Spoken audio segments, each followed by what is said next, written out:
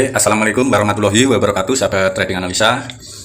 Sekarang saya ingin breakdown terlebih dahulu ya tentang entrian saya yang kemarin. Nanti kita akan analisa ulang kembali untuk market goal kedepannya seperti apa untuk minggu-minggu ini ya. Yang terdahulu itu saya analisa di time frame weekly ya, tapi sayangnya market itu yang minggu kemarin itu dia belum sampai di area internal liquidity ini ya. Di area sini dia sudah memantul naik ya, jadi saya juga tidak dapat entry mingguan yang tentunya targetnya itu sebenarnya di area-area swing high ini ya. Oke, di sini saya ingin memperlihatkan ya entrian saya yang kemarin, karena ini breakdown tentang entrian saya yang kemarin. Di sini sebelumnya saya menandai area-area resisten di time frame daily ya di sini. Tapi market itu belum sampai ya, dia belum sampai di area-area resistennya, dan saya melihat juga di time frame 4H ya.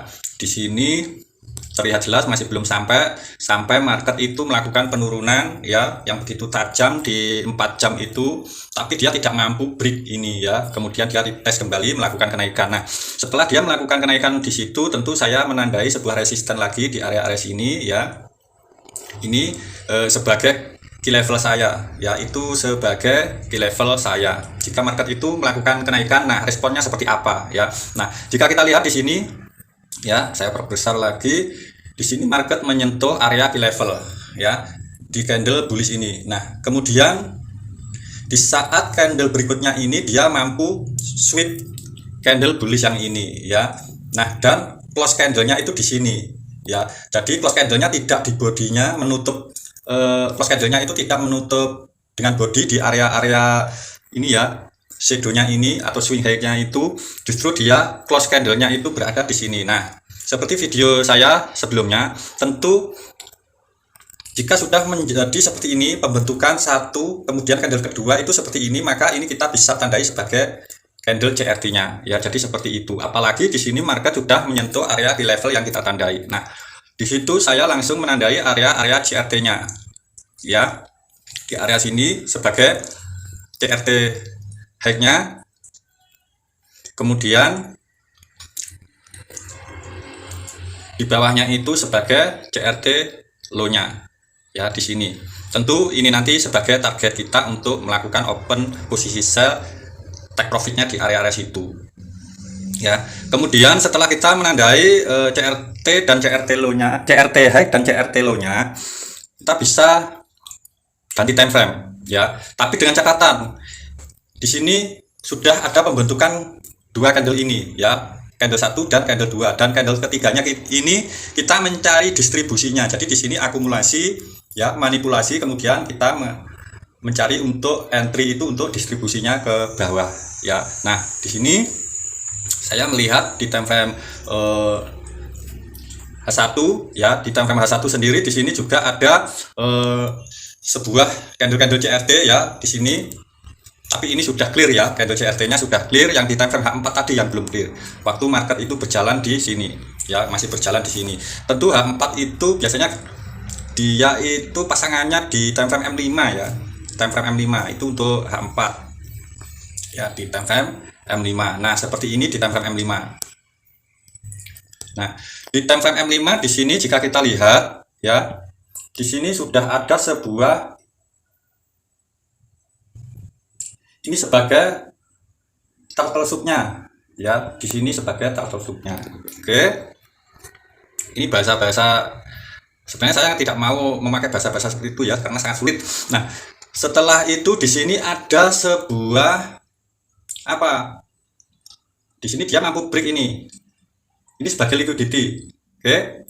Jadi di grup itu saya jelaskan ya, bahwa saat kita melakukan open posisi entry sell ataupun buy, wajib mengambil liquidity lama dan liquidity baru. Liquidity yang lama yang mana? Tentu setelah kita lihat di sini ada swing low. Nah, di sebelah kirinya ini adalah liquidity lamanya. Berarti dia mengambil liquidity ini dan ini diambil ya. Kemudian liquidity barunya yang mana? Liquidity barunya yang ini ya. Yang ini. Itu sebagai liquidity barunya. Nah, setelah mengambil liquidity baru, sebenarnya kita sudah bisa siap-siap open posisi sell-nya ya. Kita siap-siap untuk open posisi sell-nya. Tapi di sini di time frame H4 tadi masih belum close candle ya. Di sini H4 itu masih belum close candle. Close candle-nya itu berada di area-area sini ya. Kemudian di candle ketiga di time frame H4 itu kita mencari open posisi sell di area sini ya. Di sini sudah ada konfirmasi sell. Pertama di sini ada sebuah CISD ya, atau bisa dikatakan sebagai konfirmasi sell dengan pembentukan dia mampu break area demand ini ya, dia di break area demand ini, di break. Nah, ini menjadi area-area posisi untuk entry sell ya. Di atas dari ini adalah area untuk open posisi sellnya. Nah, tinggal kita itu menandai area-area SND-nya. Di time frame M5 ini bisa. Semisal kita menandai area-area SND-nya, apalagi di sini jika kita lihat ya, sebentar di sini. Nah, jadi area supply-nya, kalau untuk sell kita menandai area-area supply-nya seperti ini. Ya, di sini juga ada sebuah gap. Nah, ini masih fresh ini. Di sini pertama dia memantul karena di time frame H4 ini belum close ya. Setelah memantul ini baru di time frame H4 itu close. Kemudian di candle ketiganya di time frame H4 ini ya. Di sini saya perlihatkan lagi supaya tidak bingung sahabat-sahabat trading analisa. Jadi di time frame H4 ini setelah dia close candle ini ya, baru kita cari open posisi sellnya di area-area situ ya. Mudah-mudahan bisa paham ya.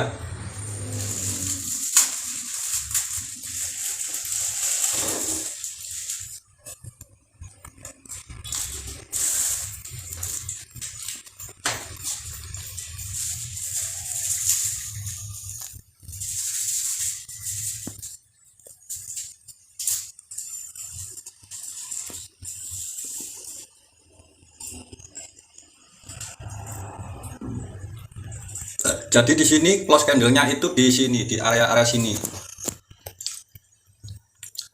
Ya, close candle-nya itu berada di sini.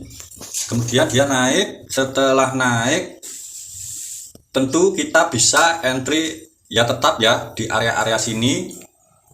Kemudian jika ingin menunggu konfirmasi lagi tentu di area CSD berikutnya di sini ya. Jadi bisa entry di area-area sini.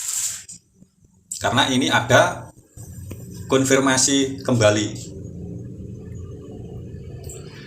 Di sini saya ada entry di area-area 45 ya, di area-area sini.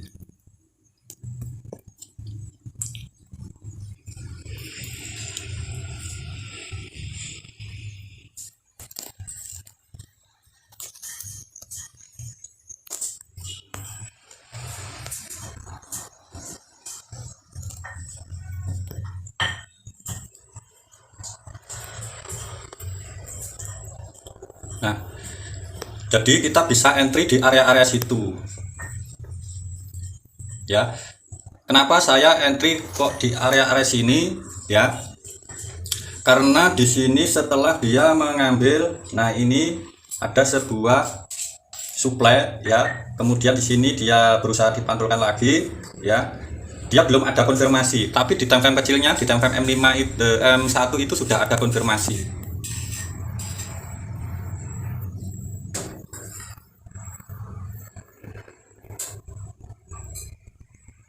Nah, ini di time frame M1 itu sudah ada konfirmasi di sini. Ya, setelah ada konfirmasi, di sini ada konfirmasi kedua. Ya, di sini ada konfirmasi kedua di time frame M1 ya, dengan CISD juga.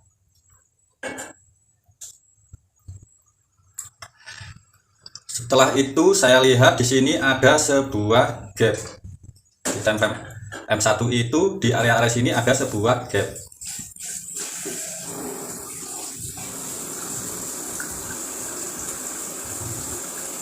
Nah,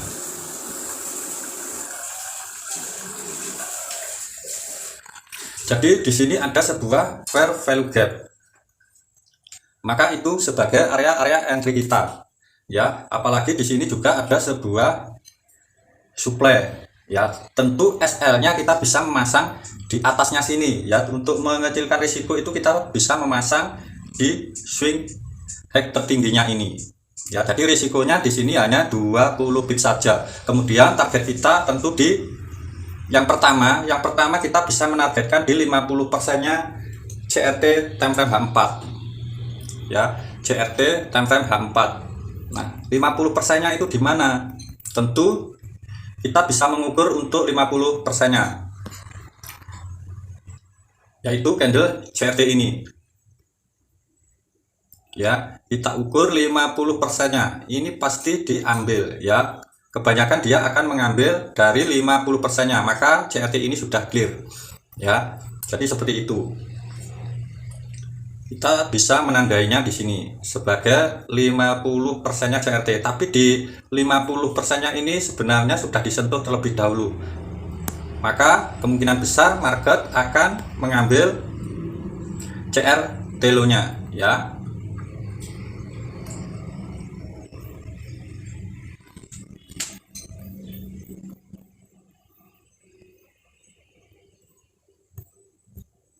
Nah, di sini ya, untuk 50%-nya itu berada di sini. Jika kita mengambil di sini juga tidak masalah ya. Untuk take profit pertama itu ada risk reward 1:8 ya, sangat besar ya.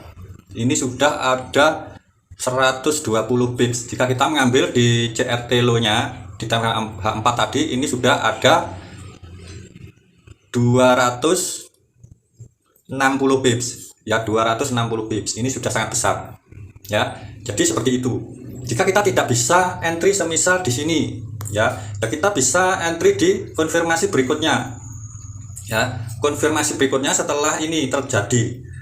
Setelah itu terjadi, kita bisa ganti time frame di time frame M1 kembali ya. Sebenarnya kita bisa entry agresif di situ, tinggal mengatur risikonya semisal 20%, 30% atau 30 pips, 20 pips ya. Jadi seperti itu. Nah, di sini setelah dia menyentuh area-area ini ya, kemudian di sini ada sebuah konfirmasi lagi, tapi di sini konfirmasinya tidak diambil ya. Jika kita mengacu pada konfirmasi keduanya, di sini di time frame M1 dia tidak mengambil di area konfirmasinya ya. Jadi kita bisa entry di time frame M5 di area-area CISD ini dengan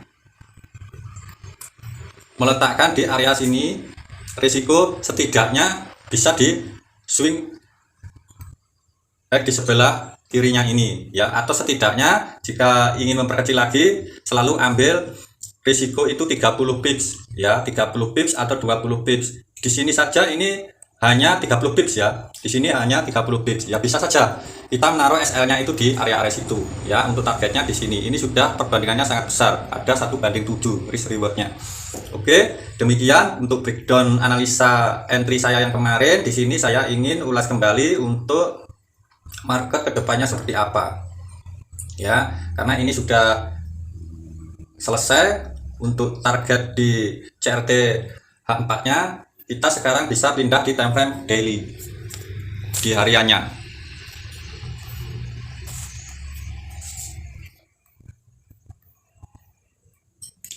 Nah, di harian ini kita bisa menandai ini sebagai candle CRT ya. Sebentar.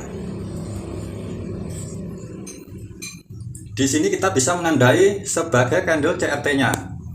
Oke. Kemudian di bawahnya kita tandai lagi sebagai CRT low.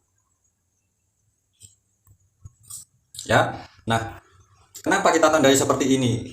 Karena di sini masih belum mampu break ini ya. Tapi sayangnya di sini dia tidak mampu sweep ini ya, shadow ini, tapi kita bisa menandai ini. Apakah ini menjadi candle CRT? Sebenarnya untuk persyaratannya itu masih kurang bagus ya jika kita menjadikan itu sebagai candle CRT.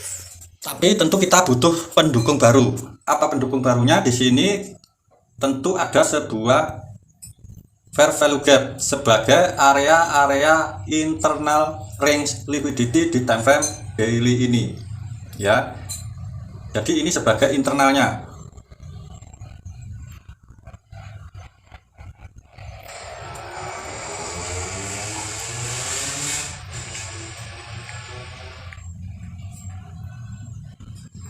Oke, untuk eksternalnya berada di sini ya. Untuk eksternalnya berada di situ untuk target kita nanti ya. Jadi untuk besok kita menunggu ya, atau nanti malam kita menunggu, kemungkinan ini bisa di hari besok, hari Selasa, besok hari Rabu ya, bisa hari Kamisnya ya, mulai besok kita bisa menunggu di area-area IRL ini, kemudian kita open posisi B nya ya setelah dia masuk liquidity ini ya. Jadi di sini saya kombinasikan CRT dengan IRL atau ERR ya, internal ke eksternal liquidity ya. Di sini internalnya, kemudian di sini eksternalnya. Setelah nanti dia mampu mengambil eksternalnya, tentu nanti akan kembali lagi ke internalnya ya. Jadi seperti itu. Kita menunggu di area-area situ. Ya, kita tunggu market nanti apakah masuk di area-area situ. Nah, setelah market nanti masuk di area-area situ, nanti tinggal kita itu menunggu ya. Candlenya itu kita menunggu adanya CRT ya, adanya setup CRT. Nanti akan jauh lebih mudah untuk kita melakukan open posisi B-nya ya. Sedangkan di sini masih belum ada candle CRT ya. Kita tunggu saja dia masuk terlebih dahulu ya. Di sini ada liquidity ya, liquidity yang ini juga sudah diambil, ini sebagai liquidity baru ya. Jika dia nanti masuk, kita tunggu konfirmasi adanya CRT, tentu bisa di time frame H4 ya. Untuk pembentukannya itu bisa di time frame H4 nya ya. Jadi seperti itu untuk analisa saya ke depannya. Tunggu saja untuk besok atau lusa kita menunggu di area internal range liquidity itu. Oke, demikian dari trading analisa. Mudah-mudahan untuk analisa kita kali ini bisa bermanfaat. Tentu dari trading analisa selalu mendoakan supaya sahabat-sahabat trading analisa sehat selalu, banyak rezekinya. Wassalamualaikum warahmatullahi wabarakatuh. Salam profit konsisten.